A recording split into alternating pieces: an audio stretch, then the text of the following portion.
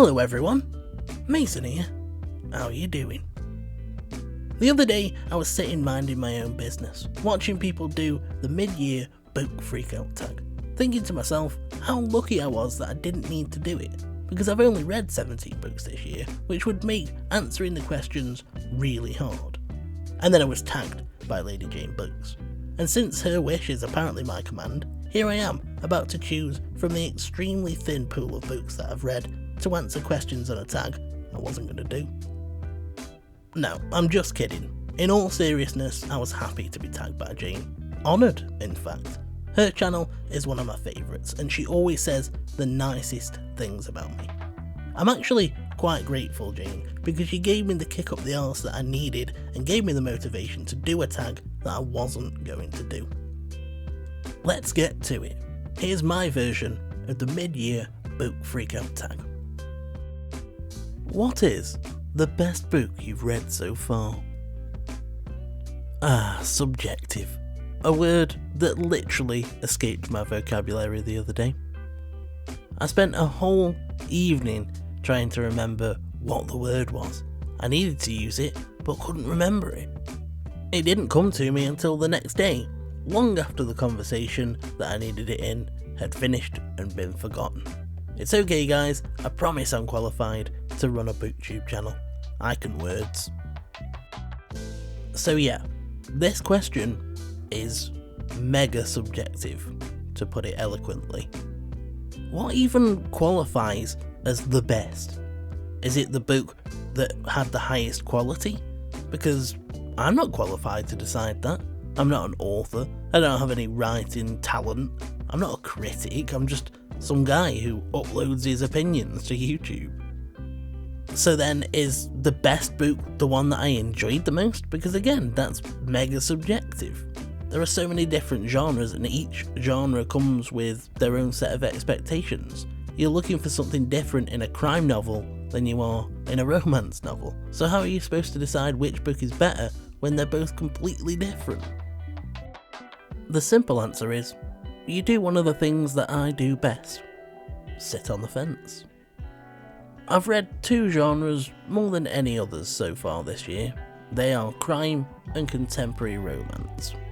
Because apparently I'm a man of extremes and I enjoy either reading about people getting murdered or falling in love. I'm going to choose a book for each of them because this is my tag, my channel, and as I've discussed before, say it with me, I'll do what I want. For crime, I'd have to go with The Shape of Lies by Rachel Abbott. This is book 8 in the DCI Tom Douglas series, and it's bloody good. The central mystery is intriguing, the way the story unfolds is fun, the pacing is great, and it has that scene. The one that I can't tell you about because of spoilers, it's essentially the climax of the book, but it was so uncomfortable. Not in a I want to stop reading this kind of way, just in a please, please, please, please, please, please never let this happen to me kind of way. For romance, well, if you've been following me on a regular basis over these last 5 months, this ain't gonna come as a surprise to you. I'm gonna choose The Flat Share by Beth O'Leary. I honestly don't have a bad word to say about The Flat Share. The protagonists are great, the side characters are fantastic, I love the writing style, and most of all, I love the fact that Beth O'Leary manages to craft these stories that on the surface are light, fluffy and sweet, but actually have depth. Sure, on the surface, The Flat Share is about Tiffy and Leon sharing a flat, communicating via post-it notes, getting to know each other and falling in love. But it's also about Leon dealing with the issues that his family is having, and Tiffy moving on from an emotionally abusive relationship. I love that O'Leary manages to balance these elements perfectly. What's the best sequel you've read so far? This whole journey started with Mistborn, and other than that, the only series that I've dived into has been the DCI Tom Douglas series, so we're dealing with crime and fantasy. Again, subjective. So with Mistborn, you're looking at Well of Ascension and Hero of Ages, and I find it hard to pick between those books. They're actually quite different. One of the things that I noticed about the Mistborn trilogy, or the original trilogy at least, because I haven't tackled Era 2 yet, is that each book feels different. I didn't like Well of Ascension that much at the time when I was reading it, but now that I've had time to think about it, I actually thought it was really good, and it was so worth reading it for that bloody twist. It was so good. Then Hero of Ages has this epic feeling to it, and it focuses quite heavily on the 3 characters that I like the most out of the whole series. I really don't know which one I prefer. Honestly though, it doesn't really matter because I don't think that I'd pick either of those books as my favourite sequel. I think that has to go to Close Your Eyes by Rachel Abbott, book 10 in the DCI Tom Douglas series. It's actually the one that I read first because I purchased it on Audible in a deal without realising it was part of a series until it was way too late. But I'm glad I did because it was well worth a read. One of the things that I like about the DCI Tom Douglas series is that they can be read as standalones. They're only loosely connected. Despite being a book and a series that centres around a detective, the murder mystery isn't going to be groundbreaking, especially if you are a seasoned crime reader. But if you're into psychological thrillers, cult and family dynamics, I definitely think it's worth a read. What new release would you like to read? I really look forward to when the new releases appear on Goodreads. I always end up looking through, and without a doubt I end up adding 5 or 6, 7 or 8 books to my want to read list.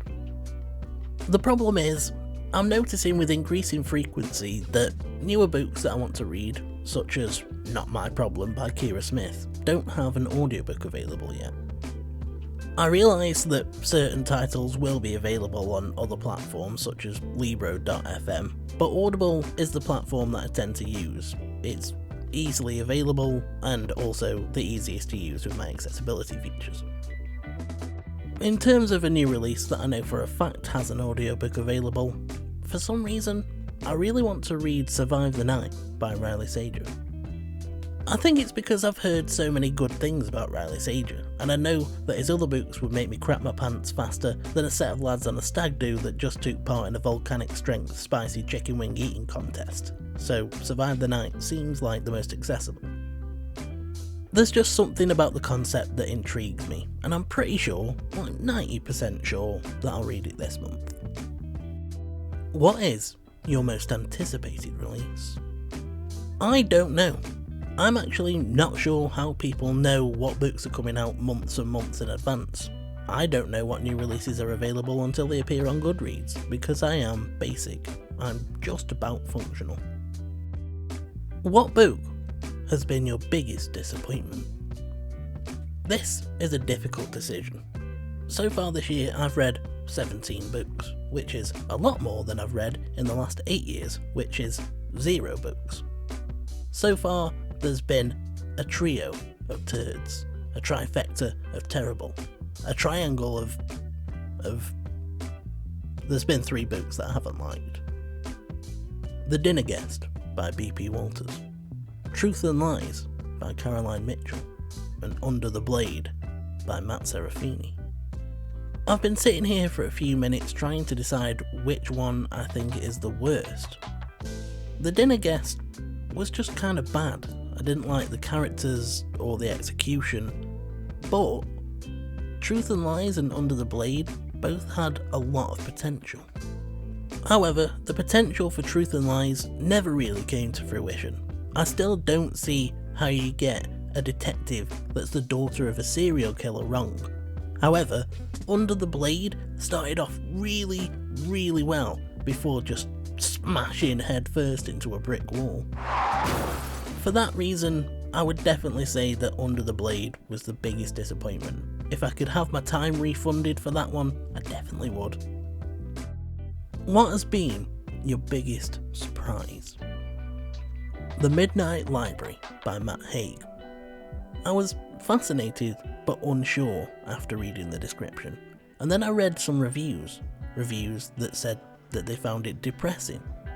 I decided to try it anyway, and I was so surprised by the fact that I didn't find it depressing at all. Despite the fact that it has a main character who is depressed and suicidal, The Midnight Library was a surprisingly heartwarming and uplifting story. One whose overriding message is it's pointless having regrets because you never know how a situation would have turned out if you'd made a different decision.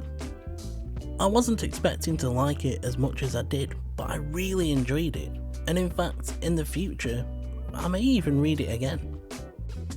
Who is your new favourite author? You know what's coming. I know at least Chris from Chris Reviews knows what's coming. Say it with me, Chris. 1, 2, 3. Beth O'Leary. As I said earlier, I love the way that O'Leary manages to balance the bitter with the sweet. I love the characters that she creates. At this point, I'm willing to read anything that she writes. In terms of crime, I'm really glad that I found Rachel Abbott though. Both Close Your Eyes and The Shape of Lies were such enjoyable reads that I'm now making a conscious effort to collect the rest of the Tom Douglas series. Which, by the way, isn't easy considering that the first few books aren't available on Audible. Newest fictional crush. Sorry fictional characters, but I'm taken. I know, it's such a letdown, and I hate to disappoint you, but my heart belongs to another. New favourite character. I don't know, I hate choosing between people, I don't want anyone to feel left out. Here's my top 5 though. Calcia from Mistborn, Samantha Jazz from The Poet by Lisa Renee Jones, Nora Seed from The Midnight Library, Eileen from The Switch, and Leon from The Flat Chair. You've got to admit, that'd be one hell of a dinner party. Which book made you cry? It hasn't happened yet. I promise you I'm not an emotionless monster. It will happen, and you will hear about it when it happens, but it hasn't happened yet. Which book made you happy? I'd have to say that was V for Vendetta. I'd always wanted to read it, never thought I was going to get the chance to, and when I found out there was an audiobook, that made me very happy. What's the most beautiful book you've read this year? Look, I find this a very discriminatory question. Unless you haven't noticed, I'm blind, and this isn't a question about the content of a book, it's about the aesthetic. Have you never heard the phrase, don't judge a book by its cover? In case it's not clear, I didn't mean a word of that. In terms of content, I'd say the most beautiful book I've read this year was The Switch by Beth O'Leary. I love the way that it deals with important topics that are usually quite heavy. Loneliness, anxiety, loss of a family member, grief and what that does to the people that it leaves behind. But at the same time, it doesn't get bogged down in that. You also get a fun, uplifting story of Lena and Eileen going on separate journeys of self-discovery. I just think the dynamic works so well. Lena as this young, career-driven woman that lives in the city, switching places with her grandmother. Eileen, who's recently become single and wants a new adventure. They both get thrown in at the deep end in different ways, and they get to see life through each other's eyes, and I just love that because it brings them closer together again. It's a lovely story, and I would recommend it to anyone. What books do you need to read by the end of the year? My overall goal is 30, and I've read 17, so I'm making good progress, but in terms of books that I need to read for the rest of the year, I just don't know, because I don't like making TBRs. I've started and I would like to finish The Hitchhiker's Guide to the Galaxy. I'd like to start the Sherlock Holmes collection. I want to read an Agatha Christie at some point, and I'm thinking of reading And Then There Were None. There's Final Girls by Riley Sager, The Road Trip by Beth O'Leary, One Last Stop by Casey McQuiston. My want to read list just keeps getting bigger and bigger and bigger. So that's it. That was the last one, which means that it's my turn now. And since it wasn't one of the questions in the tag, my question for today is this. Which book has made you laugh the hardest this year? I hope you've enjoyed this video. If you have, the like and subscribe buttons are just sitting there, waiting to be pressed. Now press them, or else what? You don't want to find out, mate. If you want to get in touch, you know where the comments section is, and the link to my Twitter is in the description. Thanks ever so much for spending time with me today, guys. Until next time, take care. For now, I'm off, and you should have a good one.